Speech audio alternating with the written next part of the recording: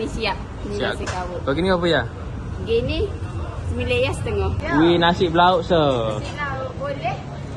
Nasi belauk. Sini lauk ke apa special kat? Lauk special kita ada daging goreng pelengah. Kat belakang ni. Memang nasi belauk ni malam deh. Sampai malam lagi kita buat. Memang tengah malam.